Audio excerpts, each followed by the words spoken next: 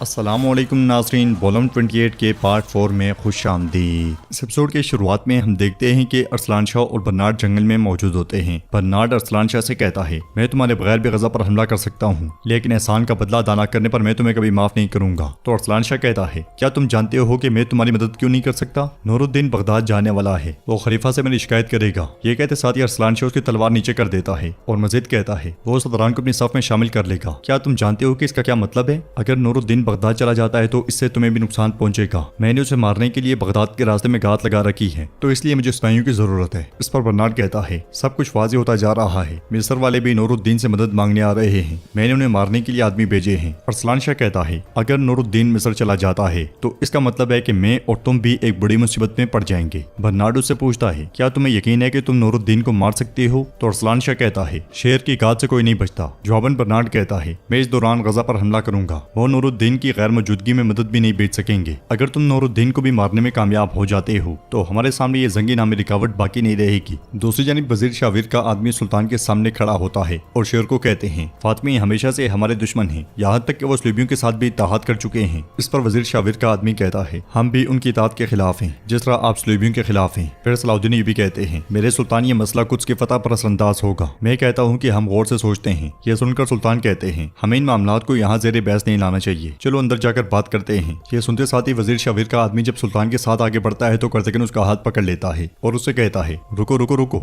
ये जंगियों की बू सूंघते साथ ही मेरी गनीमत को भूल गया है। मिस्र मेरी गनीमत कहाँ है? ये सुनते साथ ही शाविर का आदमी कामिल अपना कमरबंद खोलकर उसे देते हुए कहता है, ये मिस्र के सबसे कीमती जेवरात से बनाया गया है, ये माँ के दूध की तरह पर हलाल है बहादुर। कमरबंद की खूबसूरती देखकर करतकन खुश होते हुए कहता है, देखो तो सही। फिर सुल्तान से कहता है, मेरे ख्याल में आपको मिस्र जाना चाहिए। अगर इनके पास ऐसे जेवरात हैं तो बिल्कुल ना रुकें। शाम में रेत के टेलों का क्या करेंगे? फौरन रवाना हो जाएं। सुल्तान